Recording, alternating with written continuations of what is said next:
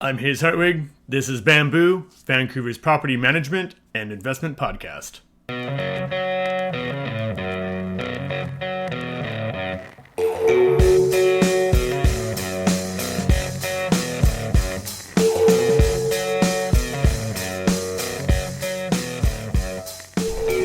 Hello everyone and welcome to the show. Today we are meeting with Aaron. He's an inspector from Core Inspections. Yes. And basically, welcome to the show. Thank you. Thank you. So, just a bit about you, what qualifies to be an inspector? You're not just anybody, right? Yeah, You can't just someone walking down with holding a hammer, calling an inspector and stuff. Yeah, exactly.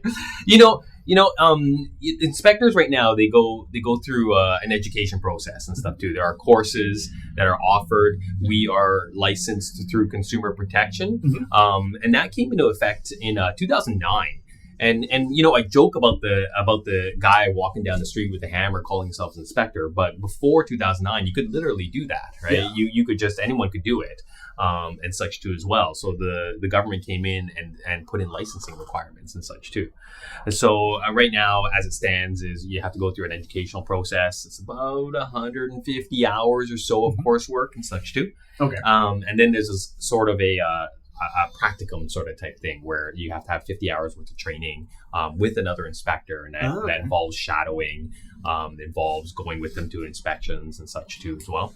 And then at the very end, there is a test inspection you have to pass, and then if you pass that, you get a recommendation letter to get your license, and you can apply to get your license to start doing inspections on your own. So what is this test inspection like? Do they just have like a place that's not running well, like an apartment that sucks? Yeah, every so I'll back up a little bit. Consumer Protection dictates who's allowed to do the test and who's not allowed to do the test, right? You have to have a certain number of hours to do it. So I'm allowed, right? Yeah. I'm registered as a evaluator is what they call it.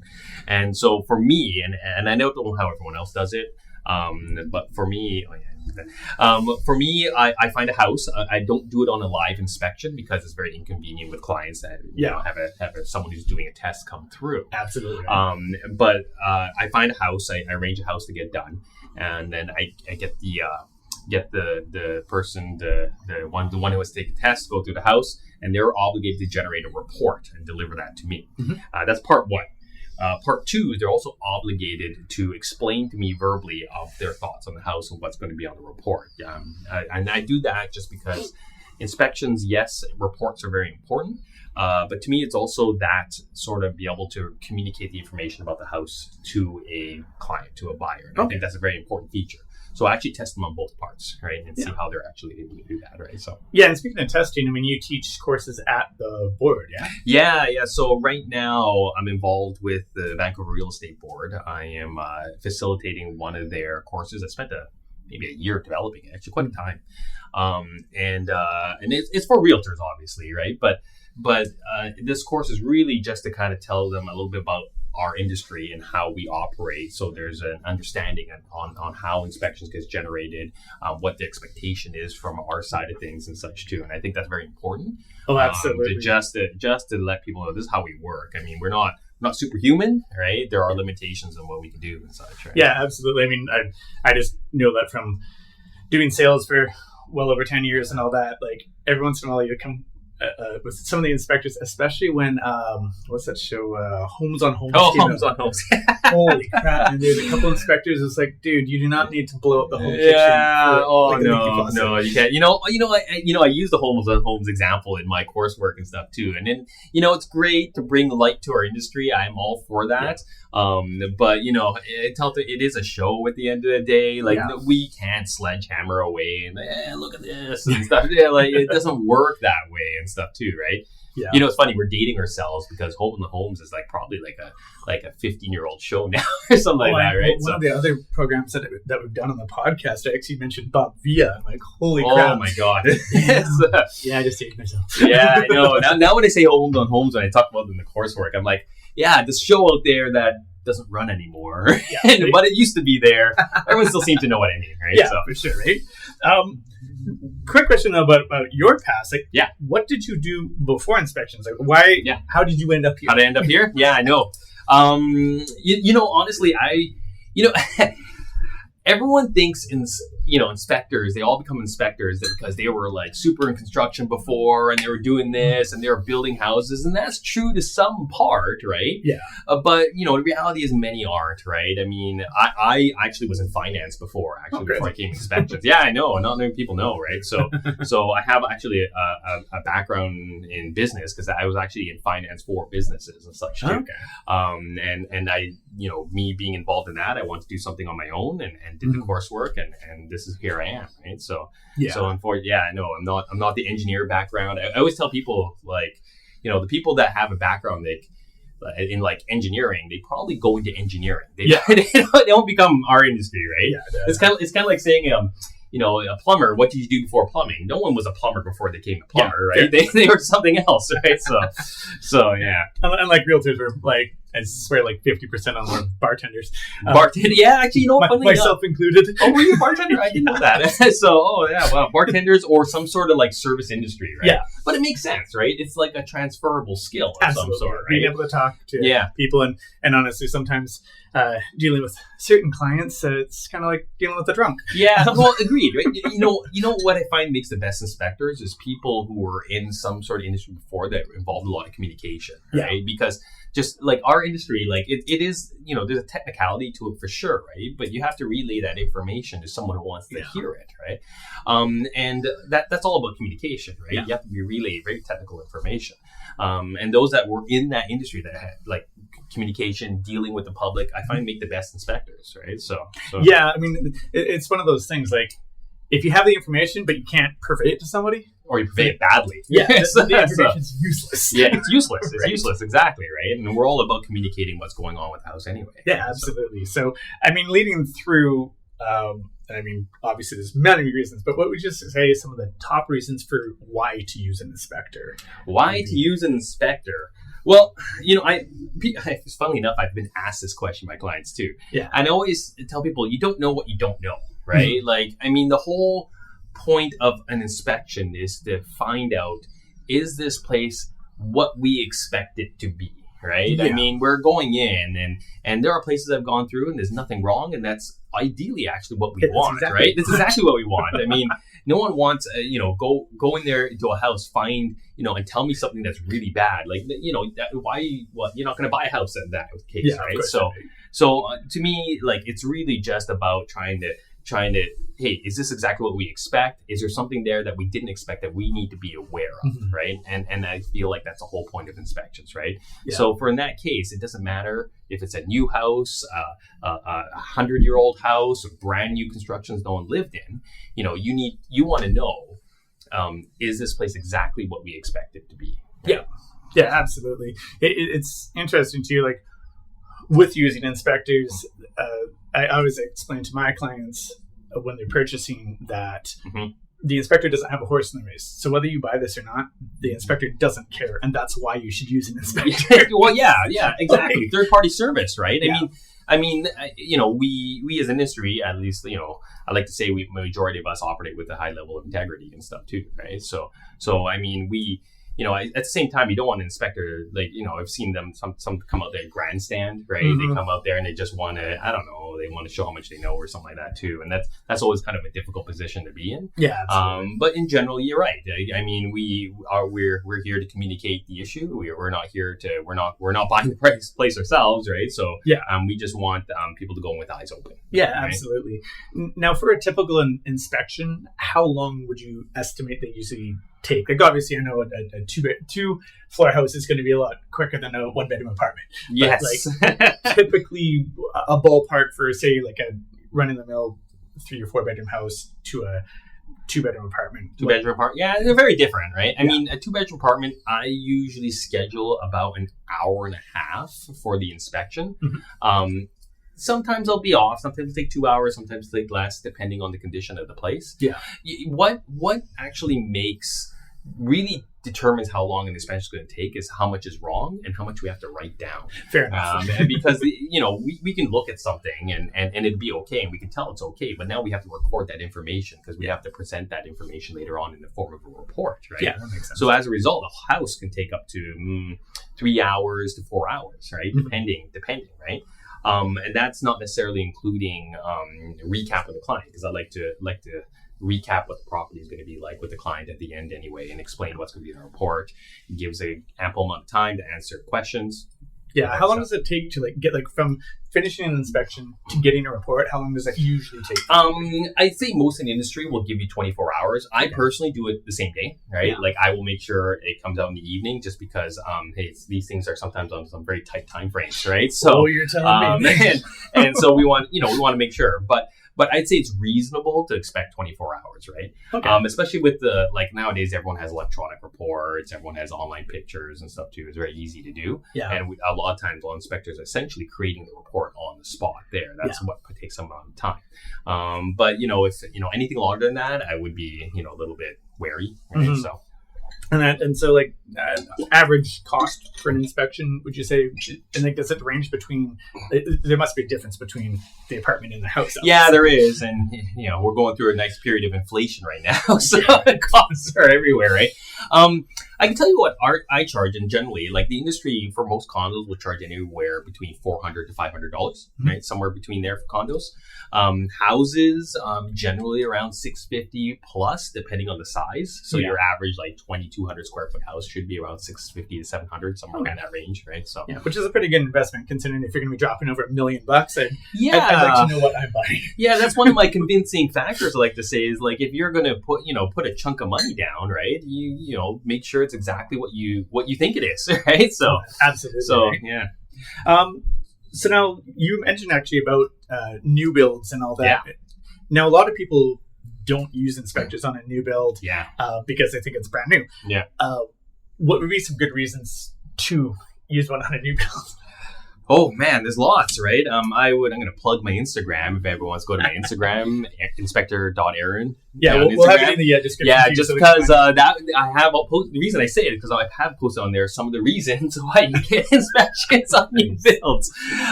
Because there's so many different things, right? I mean, with new builds, it's the same adage, you don't know what you don't know. Mm-hmm. The big difference with new builds is you would expect the builder to fix it for you before you move in, right?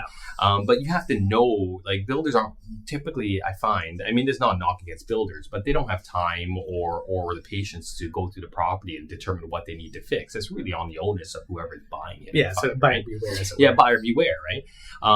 And so you have to go through, and a lot of people, one of the most common responses I get for new builds is, it's under warranty, nothing can go wrong. Mm-hmm. But, I'll challenge anyone out there.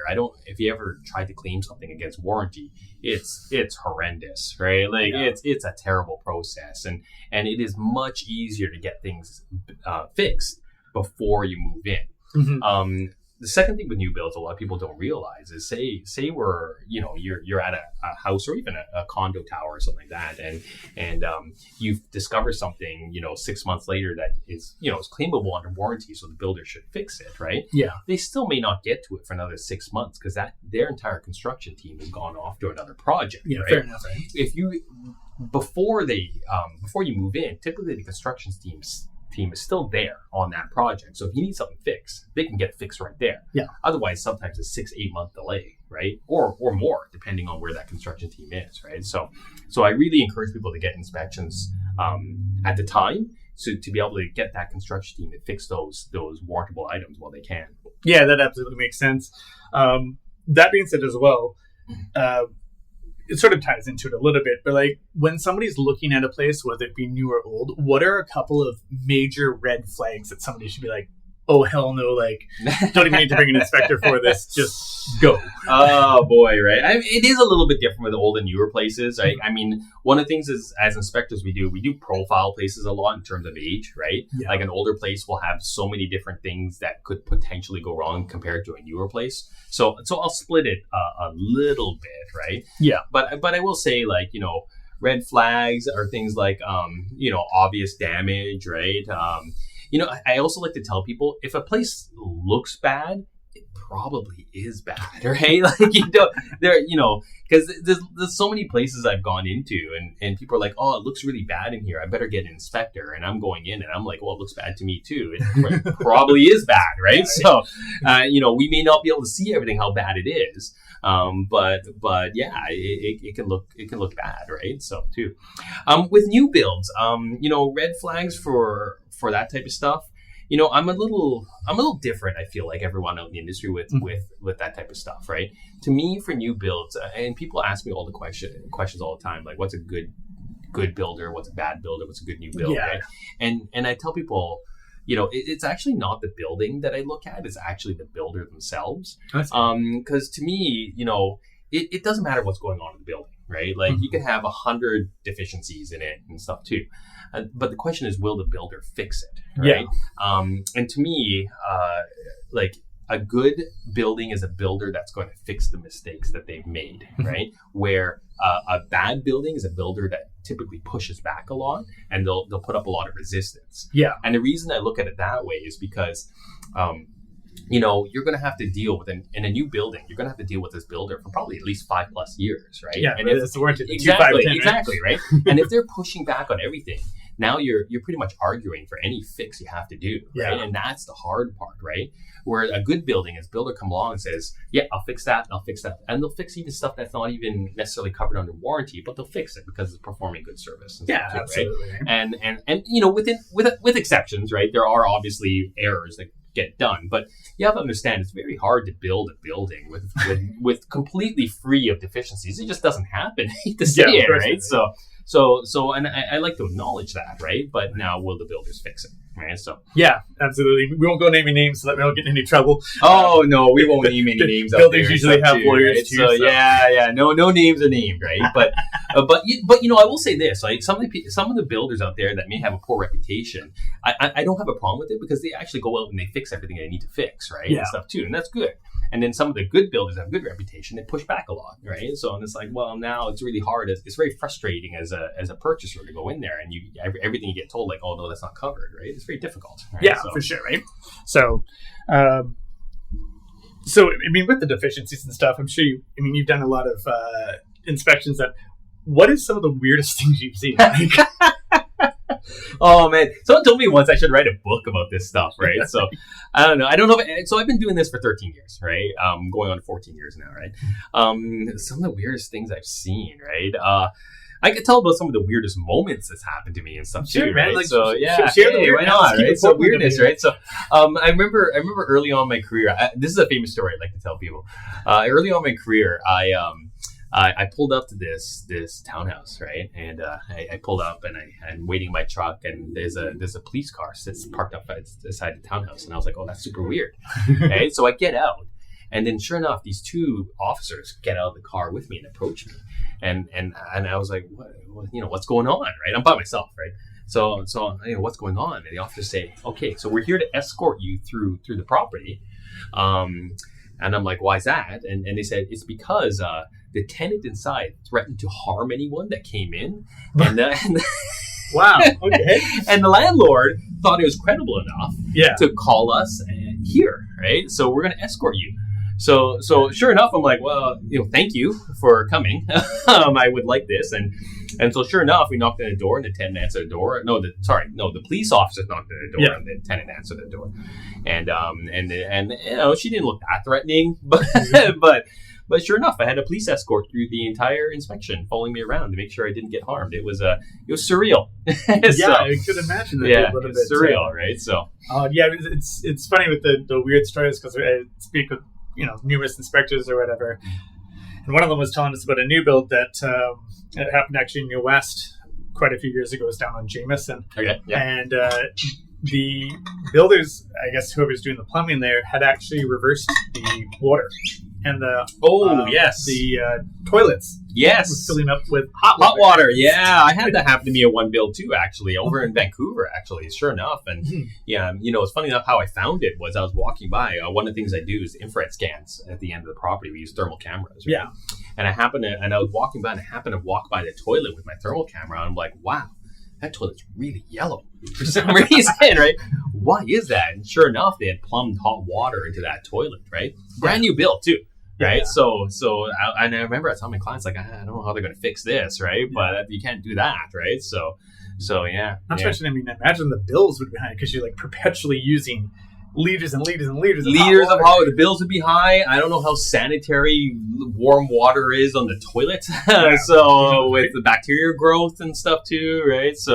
Yeah, I mean, it was insane. I don't even know how they fixed it and stuff too, honestly, right? So yeah, but I don't know if it was at every unit. Maybe it was, right? Though I do like that story about everyone at every unit. That's pretty impressive. I must say, right? So I guess that would be technically a red flag, right? Yeah, if they have hot water in every single toilet, that's probably like, what else did they do and stuff too, right? So, yeah, I mean, I don't know if it was the whole building, but it's just that unit in particular. The inspector just said I didn't really go too much more into depth because we were doing our own inspections. Yeah, of course, right? So I remember also another time, like I remember this is, everyone's kind of heard rumors, but this has actually happened to me, is where you go into a townhouse, again, brand new build, you pop the attic, and you poke your head in there, and there's like no insulation in the attic at all, right? And I remember that happened. It's actually happened to me 3 times in my career. Yeah. So it's not like it's unheard of. And every time that happens, I remember I pop open the attic and you look in there and you go, where am I?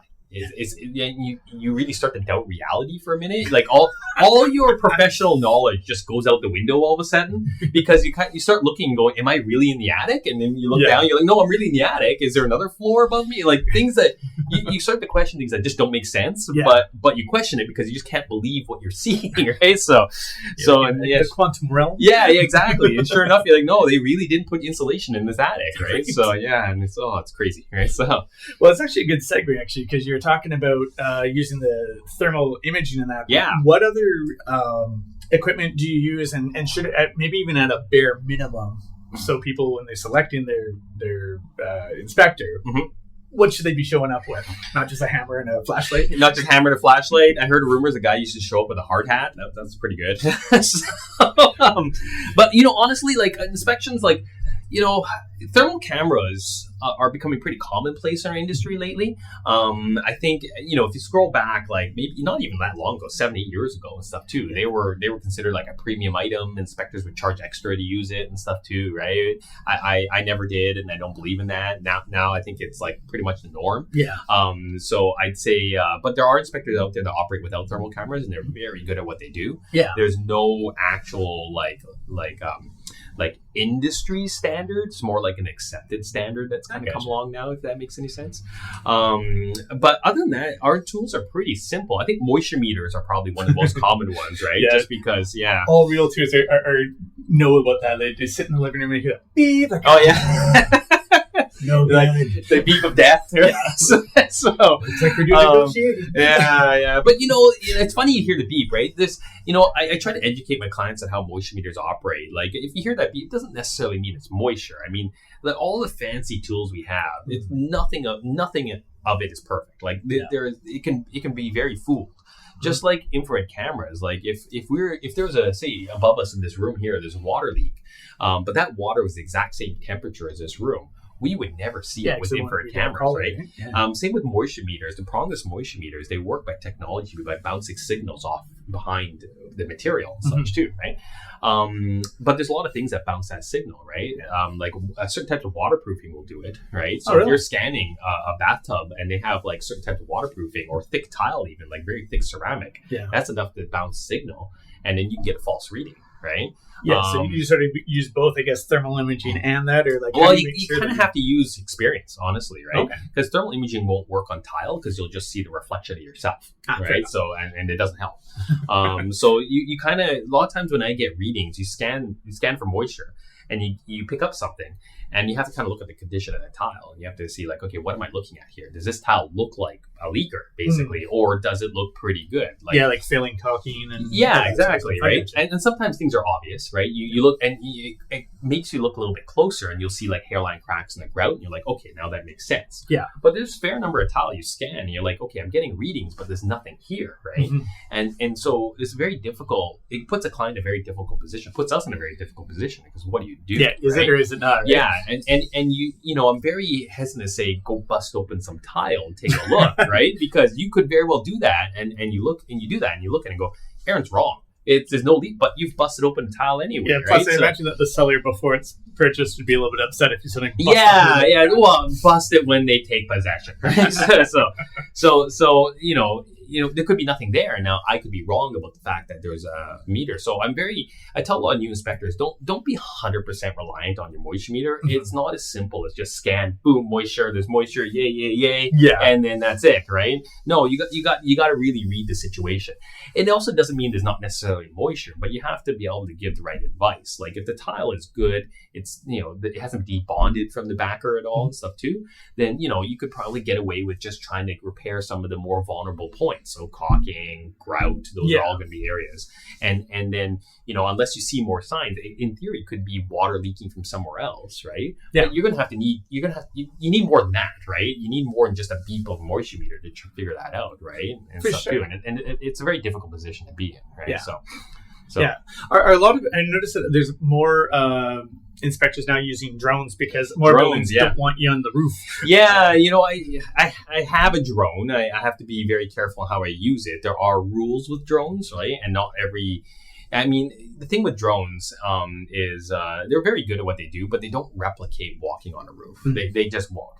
But I do flat out admit you can't walk on, actually a majority of the roofs you can't walk on and stuff too. Yeah. They're either too high or too dangerous, or they're material you're really not supposed to walk on, right? So it is becoming more commonplace. Mm-hmm. I wouldn't judge an inspector's skill level whether they have a drone or not though, right? Yeah. I mean, the worry that everyone has with drones is you crash it somewhere on a roof, and then what do you do at that point in time, right?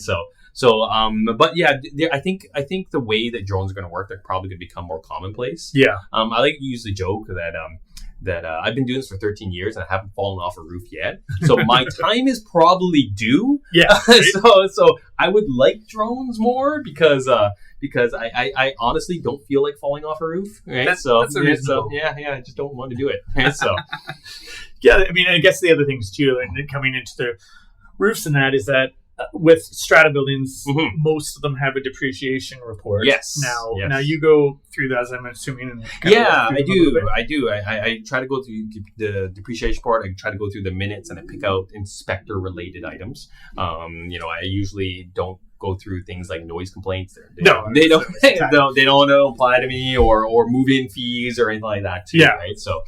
I will help look through the depreciation report. I think it's a good tool. So when you're looking through that, and for the listeners that don't know what a depreciation report is, back east they call them a reserve study, which is a lot less caustic of a sound. Yes. Ultimately, they're a financial planning. Just saying like the roof is X age, eventually it's going to needs to get replaced. So just in case any of our listeners are wondering what the hell we're talking about, that's what a depreciation report is. Yep. When you're reading through them, though, mm-hmm. what are some of the main points that you're looking for in particular that sort of... That's a good question. Really need to pay attention to that. From an inspector point, right? So, Which is ultimately be for a buyer. Buyer point, yeah. So, honestly, I actually do a little bit of an analysis on it and stuff too. And I'll usually pick out projected projects that are over about $100,000 or maybe less, depending on the side of the strata, right? And I'll pick those out and I'll simplify it to see kind of what's coming up, right? Mm-hmm. And then I'll try to break it down a little bit to what an individual buyer would look like based on entitlement if they were to levy for that amount, right? Okay. And also pick out some of the major components. So the major components being roof, plumbing, elevator, believe it or not, and fire panel. Those are kind of four. Okay. And I'm trying to figure out how old they are because that really gives us information on when they might need to be replaced. Yeah. The thing with depreciation reports is they are, you do have to take them with a grain of salt. They are a great tool. I am actually fully supportive of them, mm-hmm. but they're not 100% this is what's going to happen every time, right? Oh, absolutely. Yeah. and I tell clients all the information in this report that comes along still has to be voted on. This is not a written in stone thing. Yeah. It's there to help strata plan some of the some of the budgeting for some of these things around it. That's what it's meant to do, right? Yeah. I mean, I think it's also based as well that you have to take into account where you are. For instance, if you're in a 3-story low-rise, mm-hmm. the elevator probably isn't getting used all the time because I'm assuming that probably the people on the second floor, they're just going to run up the stairs half the time to wait for an elevator. Yep. So chances are that elevator is getting used less. Yep. So to say that all elevators break at the same time they have no, X they lighting. definitely don't. You They take that in, right? Exactly, right? But the thing, so I am sensitive about roofs and elevators. Those are only two items I usually tell people. They're usually pretty bang on. Roofs because it's obvious, water comes in. Yeah. Elevators not because they stop working. You can run an elevator in theory forever, right? You can replace parts as you need it. Yeah. It's the modernization capacity that really prompts replacement of elevators because they stop making spare parts, right? Essentially, right? They just stop making parts for elevators, right? So, if an elevator breaks and it's like a $3 component, right? But no one in the world makes it, then you might as well get a new elevator at that point in time, right? So, expensive. And they are. I just saw one recently. It's a $638,000 bill for an elevator, right? So they are. And now that's really expensive, but they can get pricey, these things, right? So absolutely. Yeah. The thing, you also mentioned roofs a couple times. Yeah. On a detached home, what are some of the things if somebody looks up at the roof, they can kind of get an idea? I mean, you know what a brand new one looks like, obviously, but like, what it's like, is moss or lifting or like what are some of the other than the obvious things, right? Like, I mean, again, if you look at a roof and it looks bad, it probably is bad, right? Yeah. That's really generalized. But moss, like, I mean, let's go for an asphalt shingle roof. Yeah. I think degranulation, that basically means there's a sand on sort of any asphalt type roof. And that sand is there meant to absorb the UV radiation that comes from the sun. So it prevents shrinkage of the roof, right? And that's usually what actually wears out roofs. Actually, the sunlight more than the rain, actually, right? Really? So yeah, because they really destroy the material. Okay. So the sand there is helping absorb the UV radiation. As that sand disappears, right, then the shingles get more exposed. So age of the roof is really dependent on that sand, right? How intact that sand is. We call it degranulation, right? Okay. So the more degranulated a roof is, the older it's going to be and the less life it has. Right? Yeah. So and that's what we're looking for on a pitched roof that's asphalt shingles and stuff too. Right? So now we got things to look for on the way. Yeah, I know, right? So if you see a bald roof, it's probably not good, right? It's not. It doesn't have very much life left into it, right? So yes. So how do you ensure that you're up to date with the latest code and industry practices and regulations? One of the ones that always comes up is the GFI outlets, because before it wasn't code in the kitchen, and now it is. And again, for our listeners who are wondering what the hell a GFI outlet is, it's the ones that are usually in your bathroom where if water gets in it, it stops as opposed to causes prevents death. Fire. It's a good device. So like, I mean, that's obviously changed, but there must be more that's come gradually. I mean, door handles, I think, was one of them. Which ones? The door handles. Now they have to. They have to latch, so you can open them without hands, essentially, right? Yeah. Stuff too. Yeah, no, that's the one. There's an AFCIs now. AFCIs stand for arc fault circuit interrupters. Okay. They're designed to detect an arc in a outlet and such too. So the idea is to prevent fire. They used to only be required in bedrooms. Now they're required in the majority 15 amp circuits. Okay. So we go to a panel in the new build, you'll see a bunch of buttons on the breakers and stuff too. Those are all AFCIs and stuff too, right? So, I belong to the Home Inspector Association of British Columbia, right? Now, consumer protection does not obligate anyone to belong to an association. I was just going to ask you, it's not an obligation, right? But a lot of inspectors do, right? So I belong to HIABC. They probably have most of the inspectors belong to their association in BC. It's, I think a stat they produce that 70% of inspectors belong to them, and they actually train a lot of new inspectors too as well. Okay. So the reason I bring them up is they also perform a lot of education for their membership, so myself included. And that's how I stay up, right? We just had our AGM not too long ago, back in April, and it was 3 days of all education during that time and stuff. So they really do bring us up to date about certain things and practices. Yeah, I imagine they send out like a quarterly, like, hey, this changed. Yeah, exactly. They'll send out monthly, actually, just saying, hey, here's something we've discovered. You're going to have to kind of change your practices to involve this sort of circumstances and stuff too as well. Yeah. One of the more recent ones that's really been coming up a lot is flooding, right? Just because of all the atmospheric rivers and just flood safety and stuff too, right? Which they used to just call a lot of heavy rainfall.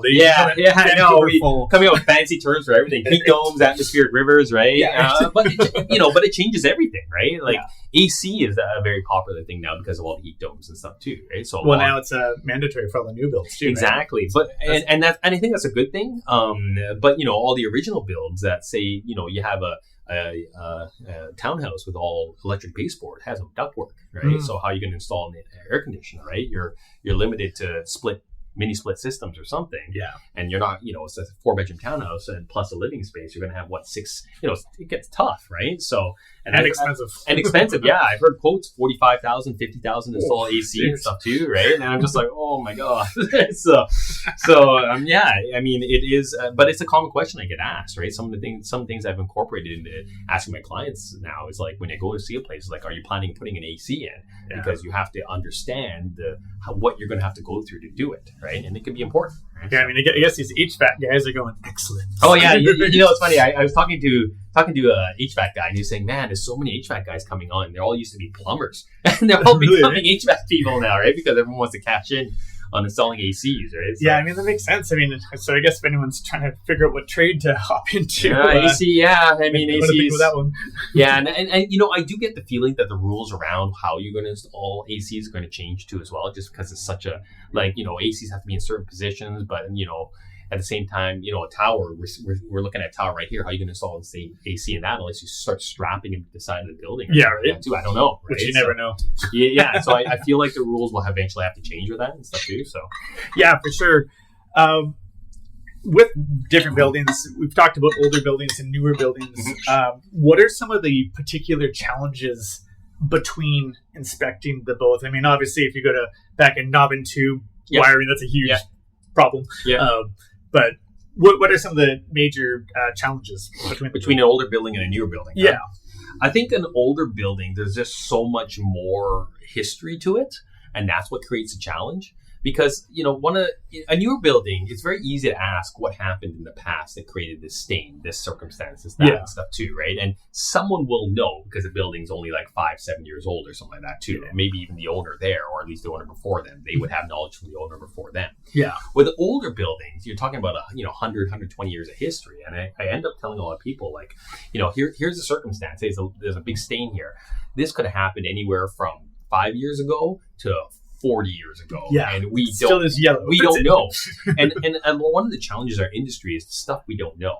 Yeah, right? I mean, if it's behind a wall, we don't know what happened, right? It's very easy when they say there's a water leak, and we can point at that leak and say it's right there. It's very obvious what you need to fix. It's very predictable what you need to fix. The cost is very easy to determine because it's right there. It hasn't caused any damage, right? The hard part for us is if we look at something and say, look, we know there's some damage here, and we don't know how extensive this damage is beyond what we can see, and we don't know what caused this damage. That's the big thing. And we could not replicate the cause during our inspection process. So now the big question is always going to be, will it happen again? And we don't know. You don't know until you get a history of what actually caused it to begin with. Yeah. And I think that's one of the biggest challenges for older buildings, just the long history they have and trying to figure out what's actually gone through, all the renovations, all the...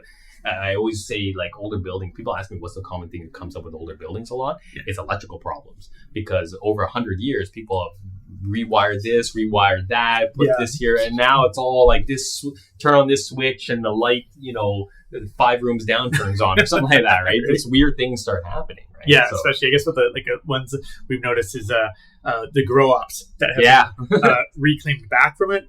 The wiring is it's just everywhere, right? It's like I saw an inspection the other day. One day I had turning on the electrical thermostat, turned on the lights. It didn't actually operate the heat. It was very bizarre, right?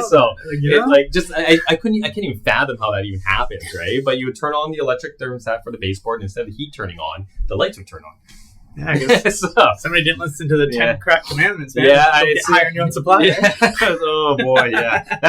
That would be a reasonable explanation, at least, right? So at least we know what happened at that point. Yeah, I mean, and some of the things with upgrades and how things have changed in that. One of the questions that we always have come up is about poly B piping. Poly B piping, yeah. And it seems to be like an ongoing yay nay. Can you speak to that as well as, like, what's the problem with poly B? What's the problem with poly B? Okay, so what makes it suck? What makes it suck? Yeah, all right. So a little background history: poly B, very common domestic distribution water material, line material that was used in the late 80s, late 90s. We'll start with that, right? It was manufactured by 3 companies. The material, and I blank on the 3 companies. One of them is DuPont, right? And there's 2 others and stuff too. And then there was basically, it turned out there was high incidence of failure for the water lines, right? Now, these higher incidence of failures statistically were more involved with the elbow and the joint connections than the actual material itself. So essentially what ended up happening is if you had plastic style elbows and connectors, you were more at risk for failure than if you had like brass or metal style fittings and elbows and stuff too. Okay. You weren't immune though, right? Like poly B is still poly B and stuff too, right? And essentially that's what made it suck, right? Like it was just an inferior material. But the reason people started using it so much is because it essentially could bend, right? It was very easy to install. Like before that, everyone was using copper. And I don't know how often you install copper water lines, but it sucks to work with, right? You got to weld it, and they don't bend anywhere. And you got to jigsaw it all over the place. Where poly B, you could bend it into places. It was easy to install, like crimp, done, and it was great, right? But then obviously have all these higher incidents of failure and stuff too, right? So there's still quite a bit of this material out there, a lot of material, as a matter of fact, so much so that any building within the late 80s and late 90s, I don't even have to look at it. I can almost say it probably has poly B, right? Yeah. And so the question is, what do you do about it, right? Yeah, because you can't go rip out a whole building. Well, I mean, I guess you could. But. You could, yeah. And I run into so often. I tell people, look, in a perfect world in unlimited budgets, rip it out and replace it, but it's not always practical. Yeah. So unless you're telling me you're going to do a bunch of big renos, right? It doesn't make any fiscal sense to replace the poly B, especially if it's not leaking yet, right? Yeah. And you have to understand that this stuff will have an inherent risk that always comes with it, right? Yeah. Insurance companies are aware of this risk, so you have to be aware of that too as well, right? Wait, you mean the insurance will go up again? Yeah, no kidding, right? Any reason to make the insurance go up, right? So again, what do you do? And I tell people look, if you're doing renos, replace it. Anywhere exposed, you can replace that. It's easy to get to and it's cheap. Yeah. But other than that, my honest suggestion is just make sure you are covered by insurance. Yeah. It is really the best you can do, I find, right? Make sure you go with a plan for insurance that's going to cover you for leaks if it's from poly B, because not every insurance company will cover you. Oh. And make sure it's a deductible you're comfortable with, right? Yeah, that's why it's a common clause in most purchases is to check with an insurance company that you can get insured. Exactly. Yeah, exactly. Right. And you will probably pay a little bit more for that. Right. Yeah. But that's going to be better than paying $40,000 to rip out all the water lines. Right. And redo them and stuff too. And that way, if something does leak, and you have to expect that something could potentially leak in the future. Right. If it does and causes some really catastrophic damage, hopefully your insurance plan will actually help you cover that damage, and you're not out the hook of whatever the cost might be and stuff too. Yeah, so you have the deductible and some time as the restoration goes through. Yeah, it's the best you can do. Right? Yeah, I mean, it's one of those things you can't really do anything about it until it actually goes. It's sort of like the debates about hot water tanks. You're like, it's an older hot water tank. Yeah. Nobody changes it until it stops working. Yeah, exactly, right? I mean, we say, hey, it's over 10 years, you should be aware, but I get it, right? So no one wants to change it, right? You have to evaluate the risk, right? I mean, every client, I find that the buyers that's had bad experience with poly B generally will stay away from houses with poly B. Yeah. It's like anything, right? And such too. So you have, everyone's going to have a different risk tolerance to things, right? Mm-hmm. I mean, you have to be able to sleep at night in that house if you're buying it. And that's usually what I find dictates these repairs, right? If you are a buyer going in and you are really worried about moisture and stuff too as well, then probably a poly B waterline house, which has a small risk, and it is not for you, right? You got to be aware, right? Yeah, absolutely. And it's funny with the hot water tanks as well. We always recommend for any of our purchasers that do have a hot water tank is to get the little sensor. Oh yeah, because they don't look good. Burst like a water balloon, right? Yeah, you can get all sorts of different kinds. You get kinds that just beep. And hopefully you're home to hear it. Yeah, or you can get some really fancy ones that shut off your whole water system. I've heard about these where it actually alerts you on your phone. Yeah, you can shut it off your phone. They can get pretty crazy technology with this stuff, right? I've heard some questions that some insurance providers are asking, do you have some sort of water detection device that'll shut off your water, and they'll give you bonus on premiums, right? And you could do that with poly B too as well. You can, instead of doing that, you can install a system that if it detects a leak, it'll shut off the system. Yeah, it's a sudden drop in pressure. Yes. Yes, it's a pressure drop, right? Yeah. And you have to be, but I always equate those systems like smoke alarms, like if you're cooking, right? Yeah. And a little bit of cooking sets off a smoke alarm, and so like 90% of the time you have false alarms. Because, right? Hopefully it doesn't work with water lines too. Like you turn on the shower, like, oh, my water shut off, right? So hopefully they configure it right? But yeah, you can get some pretty fancy technology. Yeah, I mean, we've also been told as well, like, to deal with water, because it's generally one of the biggest threats to most homes, is that it is switching the lines to braided cable. Like the laundry connections and the dishwasher connections. Yeah. That's something we actually report quite commonly is if you have rubber connections to your the washing machines, is a switch them to metal braided, and it's cheap. It's like $22 per hose, right? Yeah. And the hard part's probably moving the machine to install them. Right? It's funny because one of the things, little plug for our group at Vancouver Rent-It here, is that when we're doing our site inspections, when we see the rubber ones, we just switch them. We just tell the owners, like, hey, we got to switch this. Yeah. It'll protect their home, and 99% of the owners are like, yeah, sure, whatever. $22 a cable. Yeah, whatever. $22 a cable, a little bit of work to move the machine, and you're done. Right? Yeah, exactly. And I've told people before, like, look, if you're not comfortable moving the machine or doing anything with water, because some people are just not, they just don't want to touch it because it involves water, and I get it, right? Fair enough. You can hire a plumber. I don't suggest plumbers just because they don't like to move machines for you. Yeah, like even a handyman. Handyman, appliance repair technicians, I find will do it. Yeah, and stuff too, right? They're usually cheaper than plumbers to get done and stuff too, and they're just as qualified. Right, yeah, they've got like special tools. They have a little inflatable. Yeah, they're awesome, right? It's great. Yeah, so they'll actually move the machine for you because I guess that's what they're allowed to do. And stuff too. Right? And they should know what it's considering they're installing them. I'm assuming they know how to do the pipe part of it. Yes, exactly. But good call. And people always ask me, like, why do these rubber hoses even exist to begin with? Still, right? And I tell people, cheap. Well, they're cheap, yeah. And then a lot of times, like some of these new builds, they have rubber hoses in them already, the rubber connections. Yeah. And it's because the manufacturer sends them with the machine, right? So the developer they put it in, right? Like there it is, right? They're not against code to use. They're just really, really discouraged. Right? Yeah. So that being with the advice that you give to people, what would be the advice you give to people to use with the findings that you present to them? So, like, if you find an issue, what's how they can get the most bang for your buck, other than straight fix everything raw? Yeah, well, there's always two options. When you find something in a report and you're buying the place, right? The instinct is either live with it or negotiate or something, or walk away. Those are the three, right? Yeah, it's pretty easy, right? Yeah, I know, it's pretty easy, right? So, but honestly, advice is, I tell people, like, everything's fixable at the end of the day. Every single thing is fixable at the end of the day. Yeah. And it depends what your risk tolerance is. And honestly, what you're getting the place for, right? I mean, there's inspections I've done before that I must have pulled out $150,000, $200,000 worth of work. It's just a horrendous amount of work. Yeah. But my buyer there is getting the place like 3/4 what market value would be, right? So they're getting a fabulous deal. So to them, they're still getting a deal with all the work that has to be done. So I think a lot of this has to do with discussion with your realtor that's with you. Like, hey, is this worth it? There's a lot of factors that go beyond that. Like, you have to live in this area. I've done a lot of inspections for people that say, like, oh yeah, my mom lives like 3 houses down, so I have to live in this house. Yeah. And then sure, that's fine, right? Yeah. And at the very end of the day, it's whoever's buying it, they're going to have to live there. They have to be comfortable with their decisions. They have to understand the risks they're getting into and be able to sleep at night at the very end of the day and stuff too. Oh yeah, so, absolutely. Yeah. So I guess it's pretty much your risk tolerance. Risk tolerance is a big deal, right? But it's funny. People ask me all the time, like, they ask me, would you buy this house? How would you buy this house and stuff too? Yeah. And how much should I negotiate? Yeah, how much should I negotiate? Yeah. So, and I tell we generally stay out of that stuff, right? Yeah.